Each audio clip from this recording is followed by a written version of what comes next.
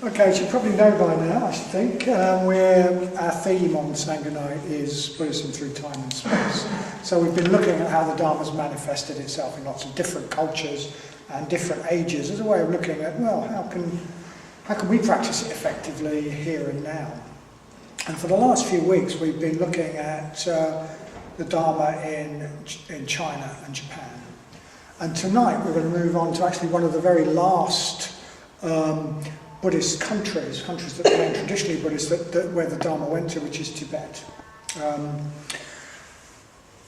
So yeah, I'm going to tell a mythic story. I'm going to tell a mythic story about how the Dharma was first successfully introduced to Tibet. And I mean, there may be historical elements in this, but I think it's a mythic story. It's a myth. We tend to denigrate myth in our culture. We tend to think, that's a myth, that's a myth. It means it's not true. But actually myths aren't meant to be necessarily communicating outer truth, historical truth. Myths are getting at, true myths are getting at inner meaning. They're conveying inner meanings that are really important.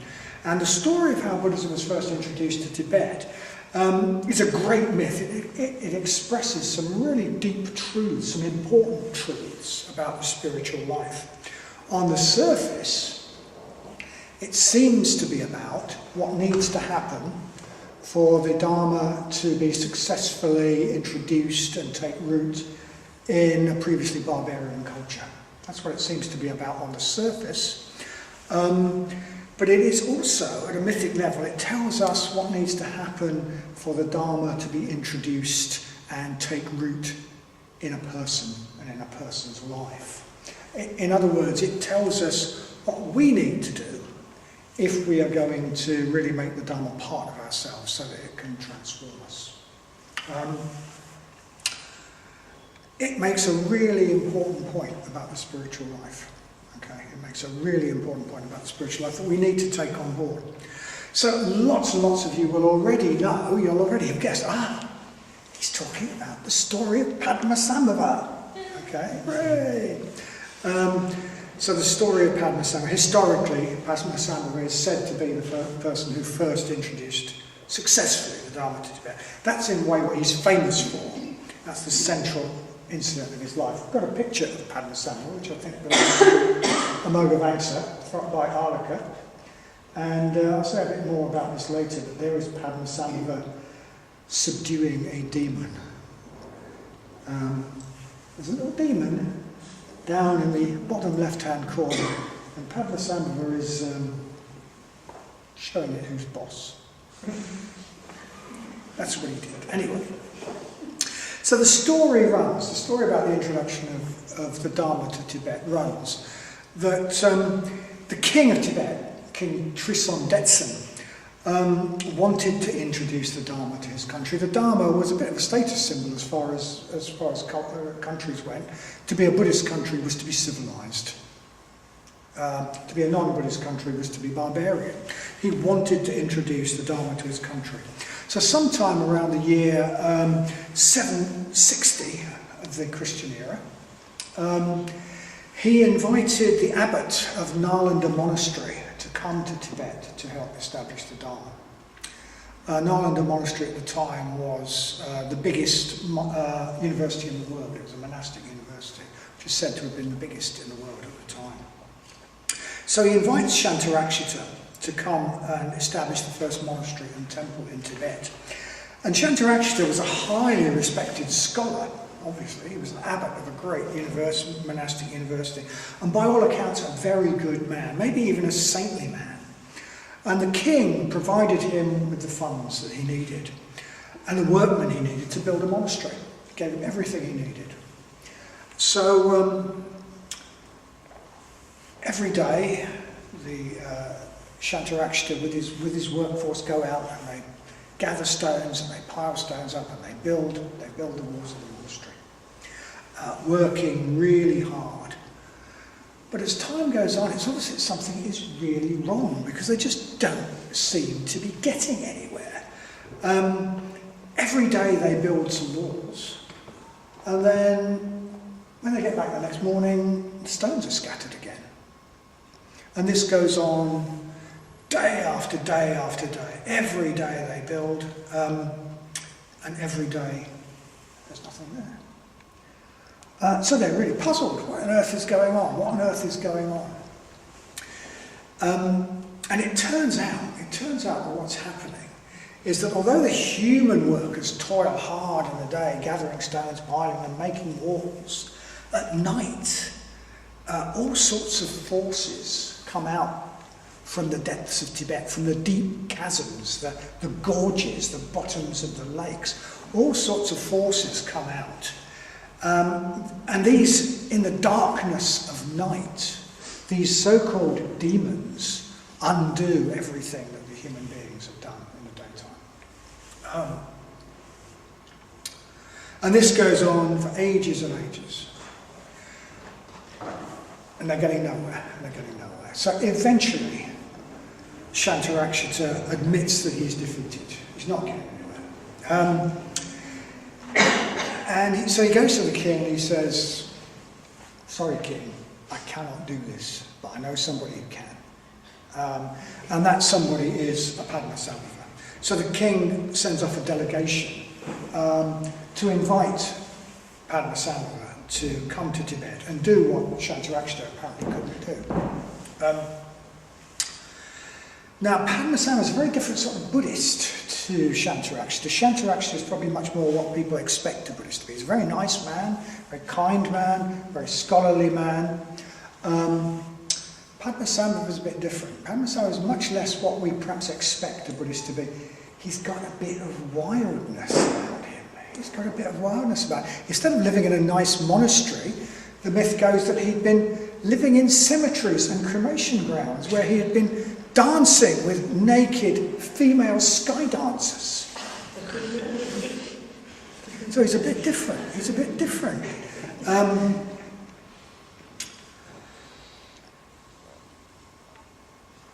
So Padmasambhava responds to the king's request, and he goes to Tibet. And instead of ignoring the so-called demons that come out of the night, instead of ignoring them and pretending that they're not there, he sets about converting them to the Dharma.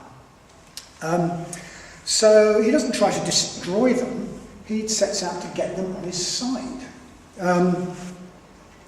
Some of them he converts by showing them the spiritual riches he's offering. So one of the things he does is he pours a whole load of, as it were, spiritual gold into one of the lakes where the Nagas live that come out and help destroy the walls. He's in a way showing them spiritual riches. He's showing them just how wonderful it would be to be more enlightened, that actually they'd be richer, they'd have this true spiritual gold. It would be wonderful to be more enlightened. So he's showing them he's not coming to stop the fun. He's not coming to sort of make everything grim and dour. He's coming to offer a richer life, a life with more gold in it. So he pours spiritual gold into this lake as an offering to the Nagas, the dragon-like beings that live in the depths. We sometimes say Nagas, dragons, they're very similar maybe, except they live underwater. But so we have this thing in the West, don't we? We have pictures like King George of the Dragon, St. George and the Dragon, and what St. George does with the evil dragon is he kills it. And it's often said that if that was a Buddhist myth, he would tame it and ride around on it.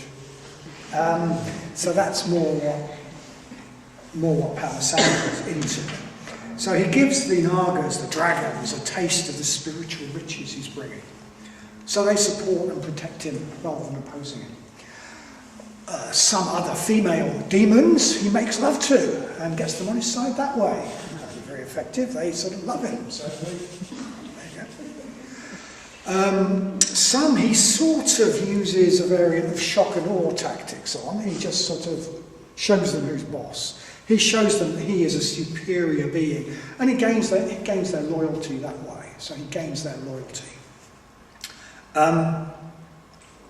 So in all these ways, he converts the demons of Tibet into Dharma protectors. He doesn't just get them to ignore him and let them get on with it. They become figures who actually support and help the Dharma. They become Dharma protectors.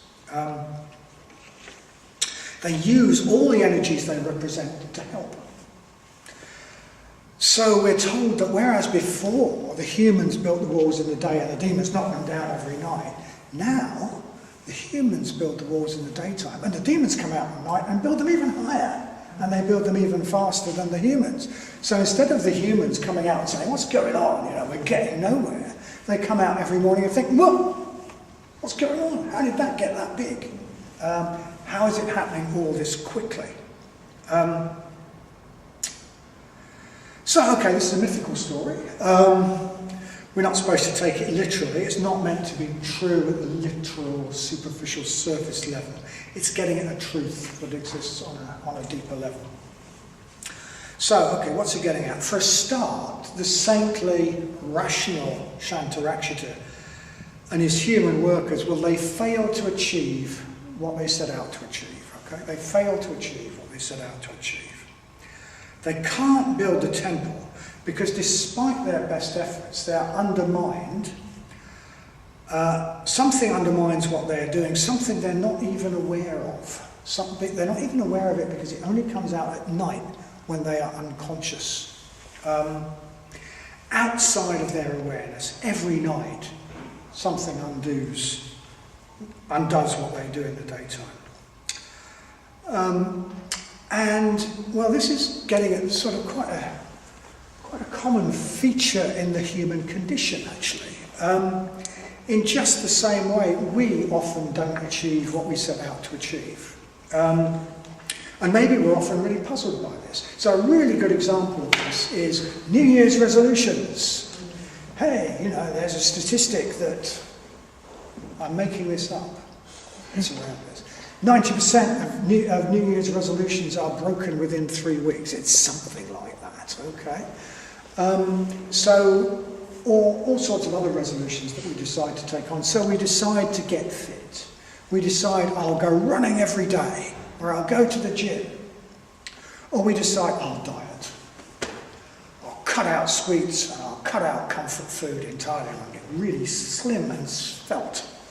Or we decide to give up some habit that's enslaving us in some way, that some habit that's harmful that we don't like smoking maybe, it would be a classic example.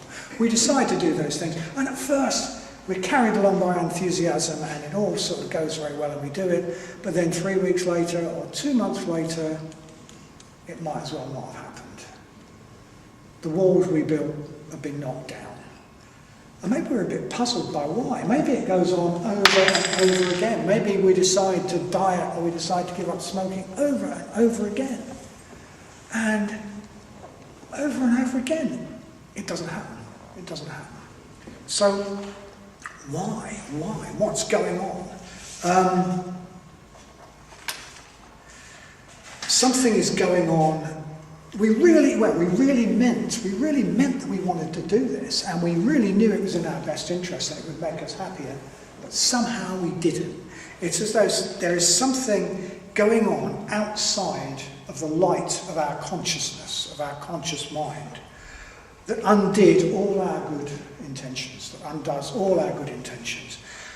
Demons came out while we were asleep and undid it. Asleep in the sense of not conscious, came out from the deep places and knocked down all the walls we'd built.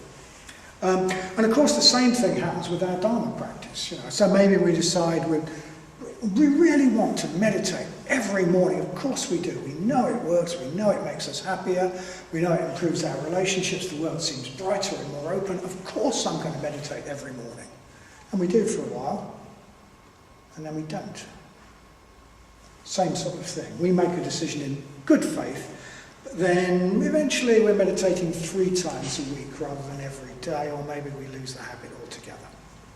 Or maybe we do meditate. Maybe, we love it, so we do meditate. Maybe at a conscious level we beaver away at our Dharma practice just like the human workers building the monastery.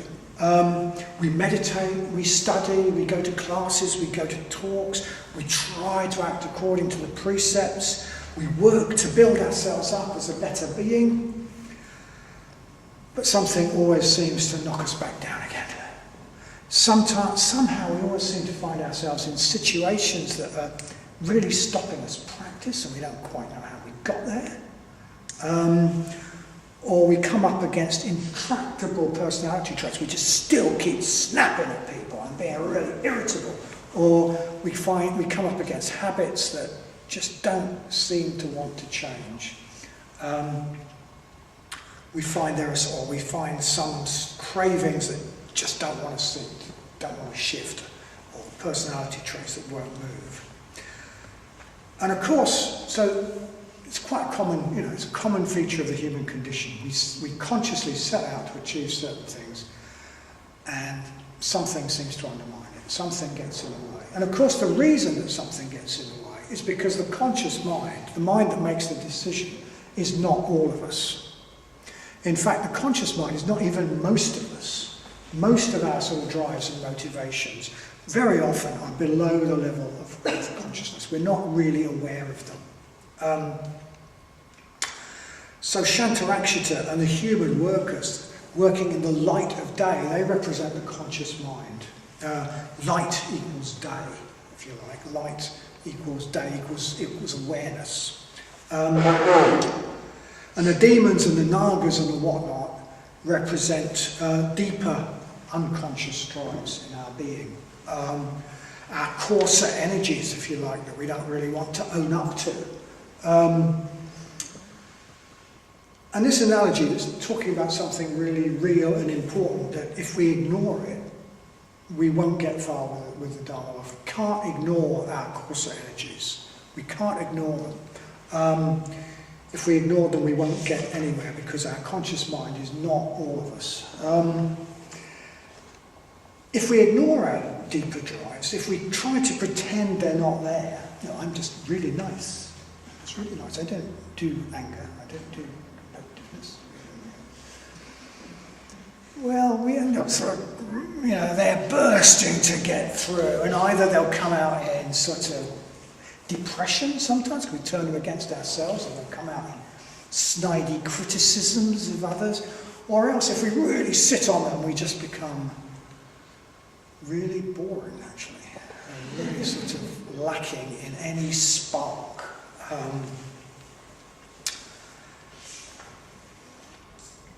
There are deep forces in us, just like there were deep forces in Tibet, which don't want us to change.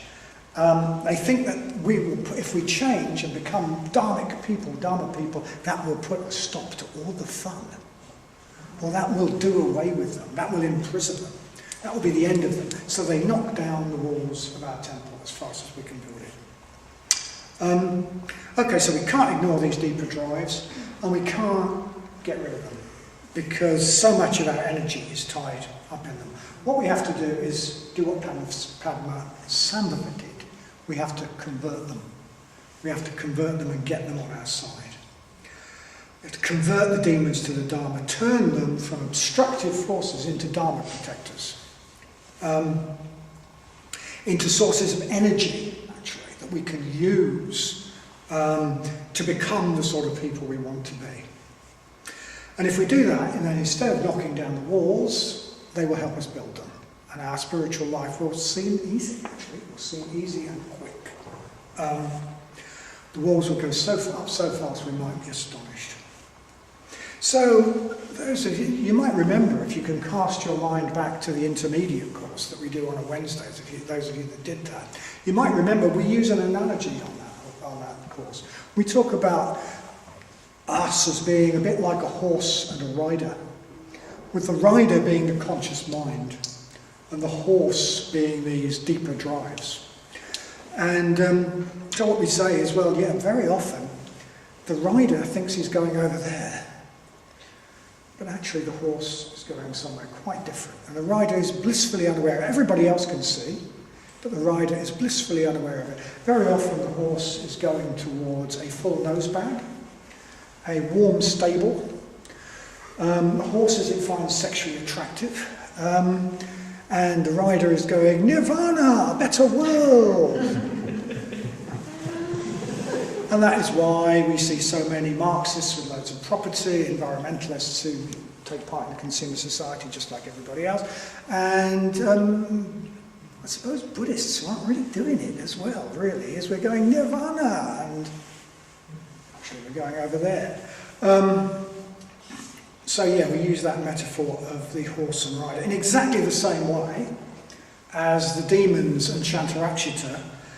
The rider doesn't achieve what he consciously sets out to achieve because he doesn't end up going where he wants to be going because his horse has other ideas. We have to get the horse on our side, and that is exactly the same thing as saying we have to convert the demons. We have to convert the demons to the Dharma. So that's one thing we have to do. We have to convert that. We have to get that horse on our side. And I'll say a bit more later about some practicalities, perhaps, of doing that. But also, this unconscious, what I think psychiatrists, etc., have called the unconscious, it isn't just the repository of what should we say, dumb unconscious drives, dumb unconscious animal drives like that we're symbolising by the horse. There's also all sorts of potentials and resources within us that we never become aware of unless we can activate them. So again, an image we use for that on the intermediate course is it's as though, it's a bit as if. Deep down in our being, there is this great medieval banqueting hall. It's huge, but it might be a bit like this, only bigger and grander, with tapestry banners coming down the walls. And in the middle of this banqueting hall is this wonderful table. And around this table are all these absolutely amazing figures dressed in beautiful robes, etc., sitting on great thrones. There are kings and queens and empresses and bards and magicians and great spiritual figures, great warriors, sorceresses, sages, all sitting around this table. And they're all absolutely fast asleep. And they're all covered in cobwebs. And every now and then one of them opens an eye and says, what's he doing now? What's she doing now? Oh, he's got a promotion to the 3rd grade of middle management.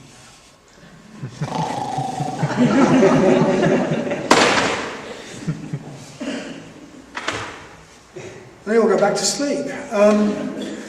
To become the men and women we could be, we've got to wake those figures up. We've got to wake up the figures in our inner cellar and get them in our life, get those potentials, those resources behind us. So, okay, two things. At one level, we need to get the horse on our side, those sort of drives, coarser energy drives. At the other level, we need to wake up the figures in our cellar. And we need to do that. That's really important practical advice. That's really important practical advice for living the Dharma life. Because although we might make quite a lot of easy gains with the spiritual life early on, it's very, very likely that unless we do that, unless we sort of get those energies on our side, eventually we'll hit a bit of a brick wall. We'll come against parts of ourselves that really don't want to change and ain't going to. Thank you. Our horse will dig in its hooves and not be led, and we'll get stuck. So, okay, how might we go about this in practice? I mean, I used to think, people always used to talk about this when I was Mitra. I used to think, yeah, but how? We actually do. So, some examples of what you might actually do. So, this horse represents our coarser energies, if you like, more basic energies. I'm going to talk about a few of them. I'm going to talk about anger, pride and competitiveness, desire for wealth and riches, and desire for pleasure. So, two under the heading of desire. Probably our horse goes for all of those. You know, that's that sort of being, isn't it? So first of all, anger. What about anger? So all of those energies that we talked about can be demons, or they can be Dharma protectors. So what about anger? We often equate anger with ill will or hatred. And if it's ill will or hatred, if we're angry at people, resentful, etc. with people, well, it will be a demon. It will be a demon. It will really undermine us. We won't get anywhere with it, with our practice, if we're harbouring resentments. But anger can also be something else. Anger doesn't have to be associated with ill will or hatred. Anger can be a signal from somewhere deep in us that something is seriously wrong and has to change. It can be a signal that we need to change. And it can also be a powerful source of energy.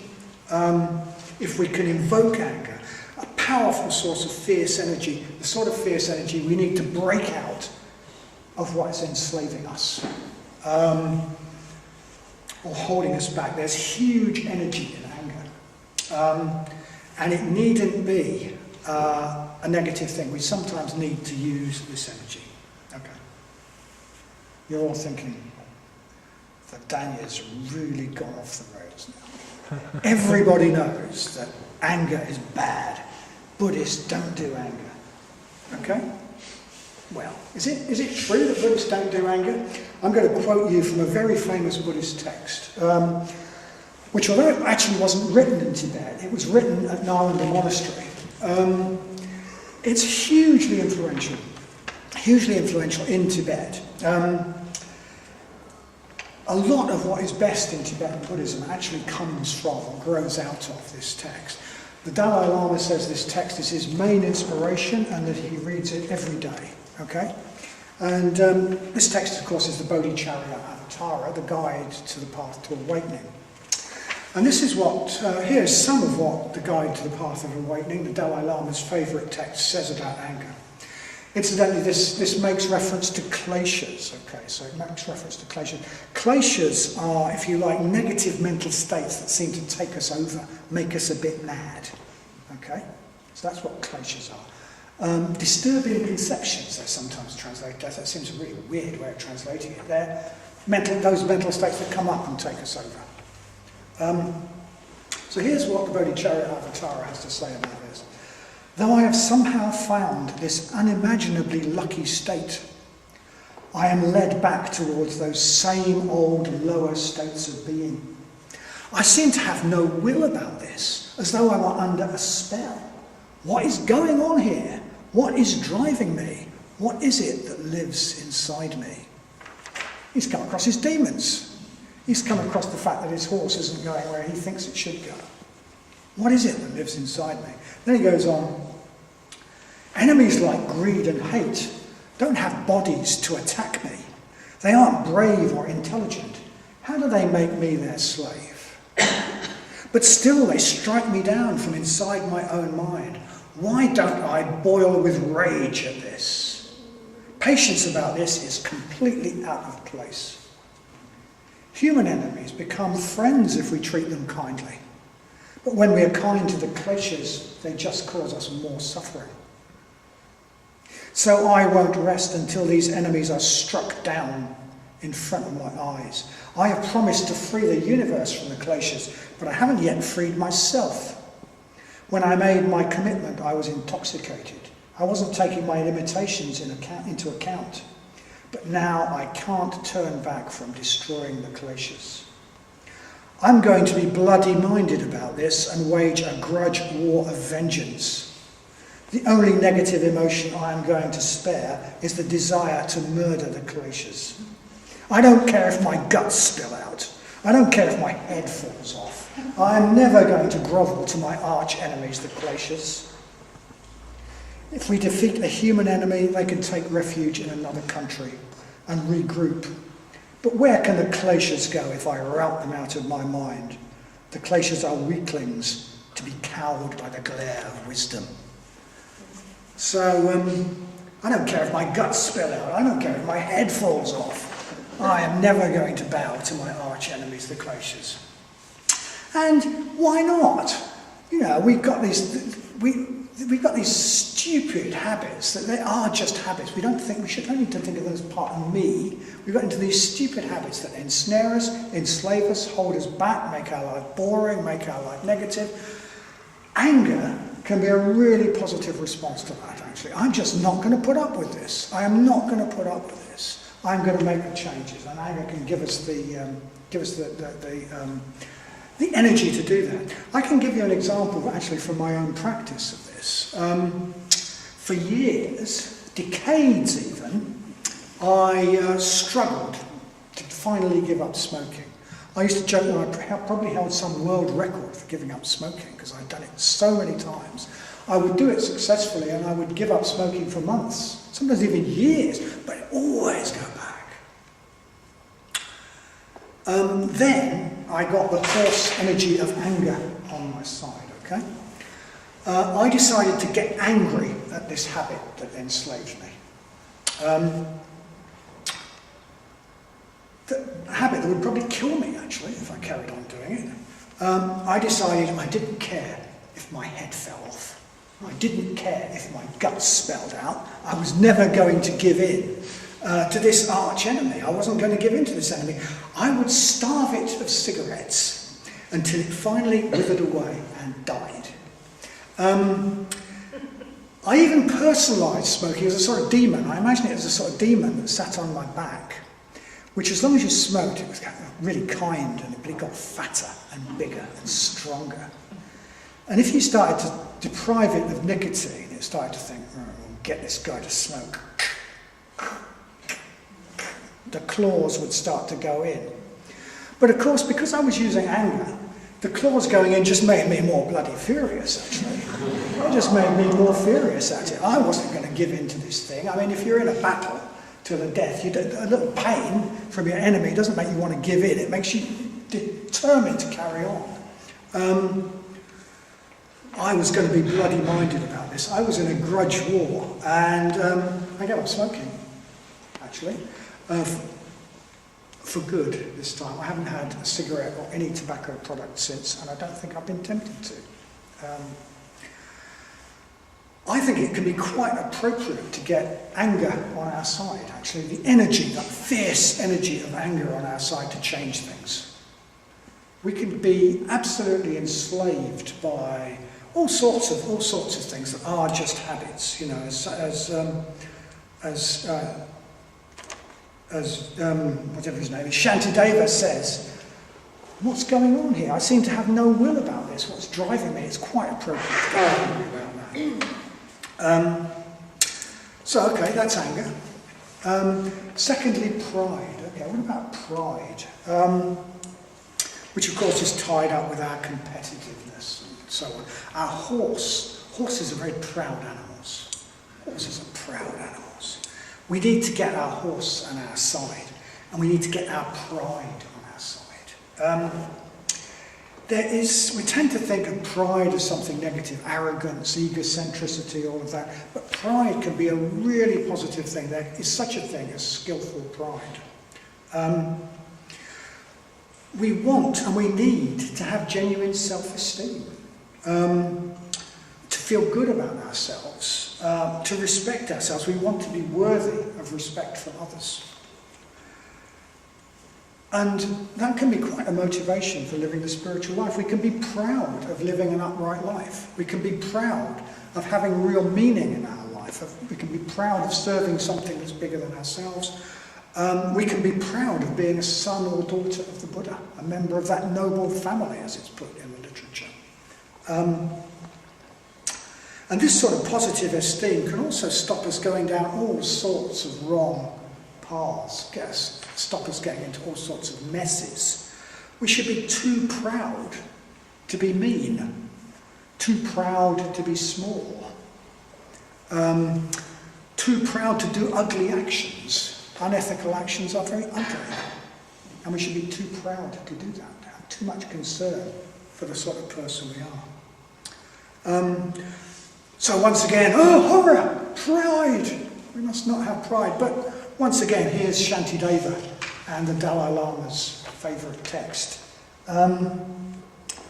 We should firm up our minds and make it difficult for difficulties to beat us.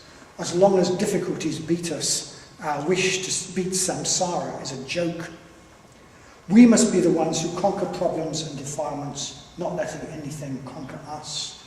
This skillful pride should be embedded in our heart because we are sons of the Buddha, the lion-like conqueror, sons or daughters of the Buddha, the lion-like conqueror. Those who are conquered by arrogance have no real pride at all. But a person who has skillful pride is never enslaved. But arrogant folk are enslaved by their enemy, unskillful pride.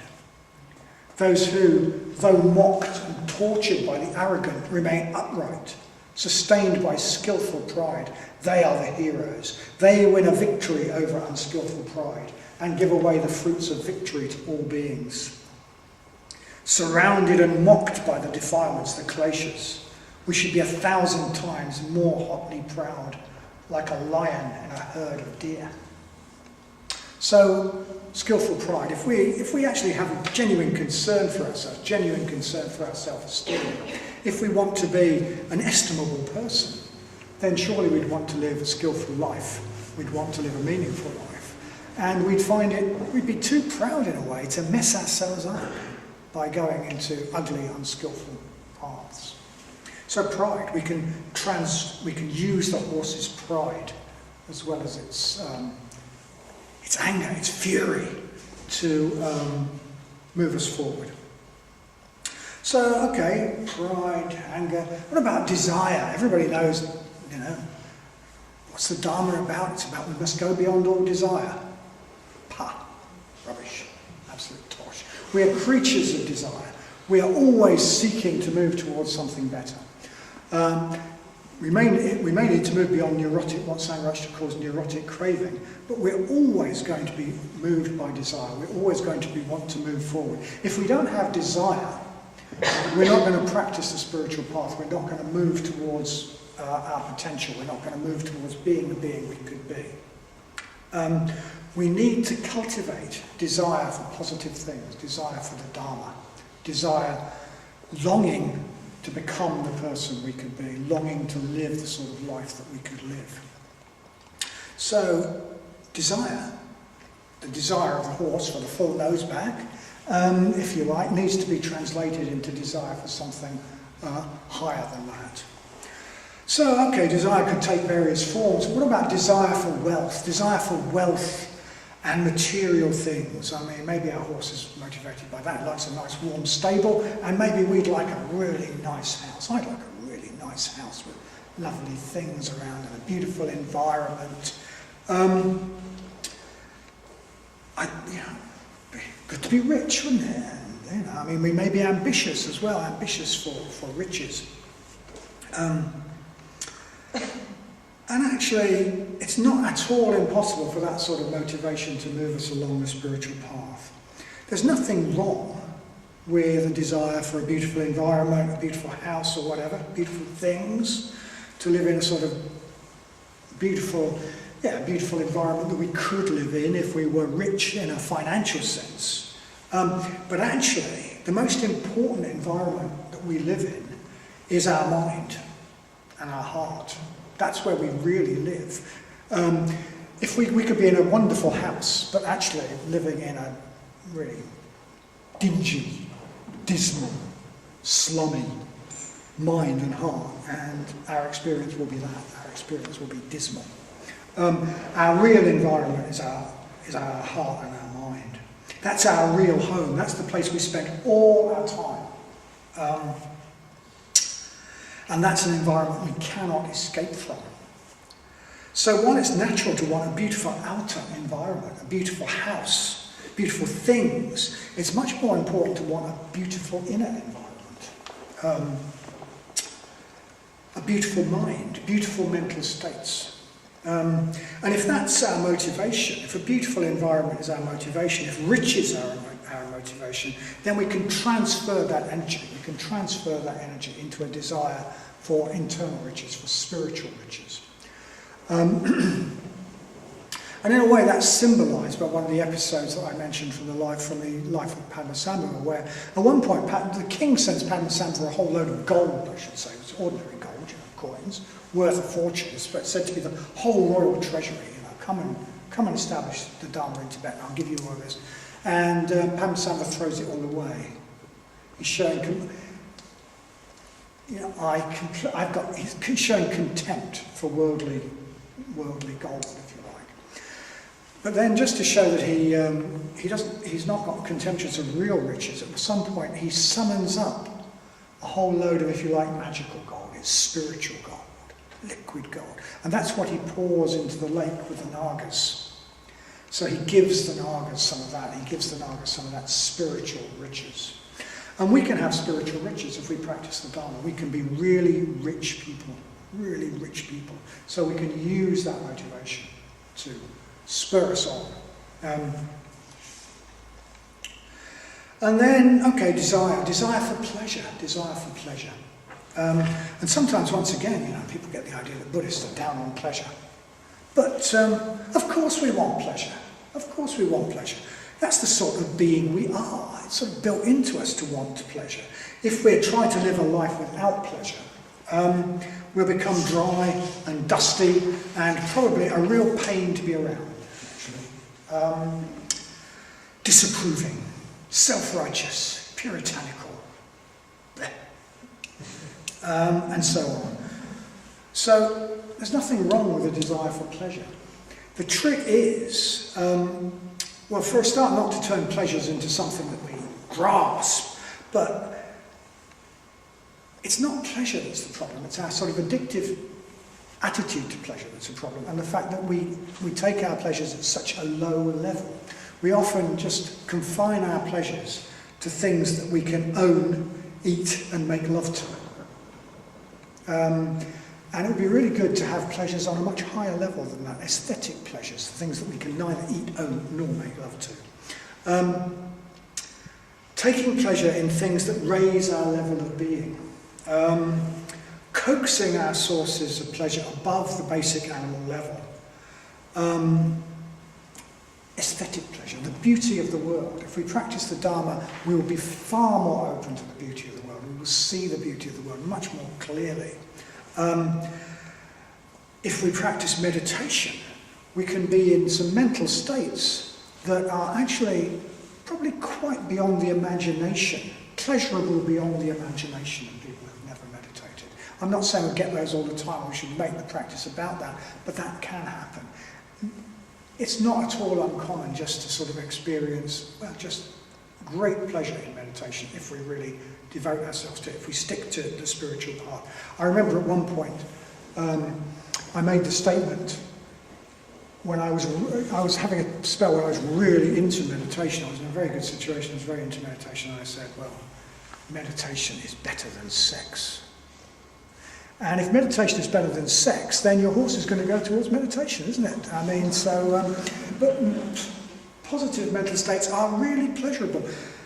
They're the only thing that's really pleasurable. I mean, if we're in a negative mental state, any pleasure we get is just distracting ourselves from our basic unhappiness. Negative mental states are inherently, positive mental states are inherently pleasant. And so many other things about practicing the Dharma are pleasant. Friendship is pleasant. Community is pleasant. Sangha is pleasant. Being around positive people is pleasant. Being able to feel good about oneself is pleasant. So, once again, that desire of the horse for pleasure, we can get that, we can communicate to our horse that the real source of pleasure is not going to be that full nose bag. It's going to be over there. It's going to be where we want to go. We need to communicate that to our horse, get our horse on our side. So those are a few ideas about getting the horse on our side. I also mentioned waking up the beings in our cellar. Okay, so there's only one thing that's going to wake up the beings in our cellar, and that is living a life that's committed to something meaningful. Actually, The beings in our cellar are not remotely interested in half-hearted people, and they're not remotely interested in people who live a life that doesn't rise above their ordinary day-to-day wants and anxieties. People who prefer comfort and safety to meaning.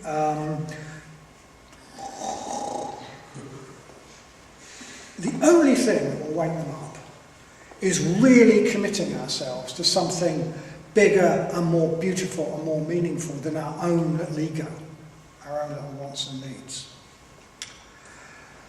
That will wake up the beings in the cellar, and suddenly we'll find there are potentials come on stream that we didn't even know about. And that is also paradoxically the best way to convert our horse. I talked about other ways of converting our horse, but ultimately I don't actually know much about horses, because every time I used to go riding, I used to have terrible experiences with them, I think because I was terrified of them. Partly because part of the reason I was terrified of them was because I was brought up in Mexico, and the way they train horses in Mexico is to beat the living daylights out of them and show them who's boss, and I never did that, so they used to show me who's boss. But that's a bit of an aside. But I suspect that is the wrong way of going about training horses. I strongly suspect, that the best way to get a horse on your side is to make the horse love and respect you. Anyone know about horses? Is that true? Yeah. Is that true? Yeah, okay, good. So, the best way to get a horse on your side is to get the horse to love and respect you. And the horse is only going to do that when we become really worthy of love and respect. When we're committed to something more meaningful and beautiful than our own little concerns, the horse will be on our side. The horse will obey us out of love and respect.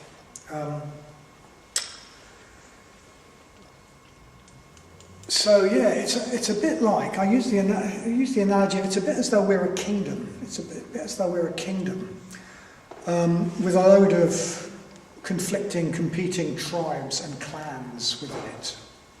And as long as there's nothing in our life that transcends the interests of those individual clans, they'll all be about themselves, they'll all be in conflict.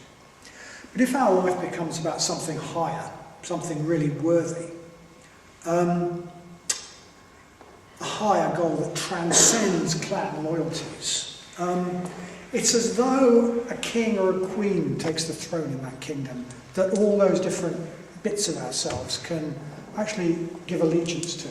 That they respect and they can give allegiance to. A king or queen takes the throne that commands the allegiance of all. The demons, if you like, come to obey Padmasambhava. They come to obey this higher call. And that's exactly the same as it's the same analogy as getting the horse to love and respect you. You're loved and respected by those deeper energies that the horse represents. So when the horse, if we do that, if we commit ourselves to something higher and more meaningful than our own little ego, the horse will love and respect us and go where we want. The figures in our cellar will come alive and wake up and come to our aid, and will become the people that we were born to be.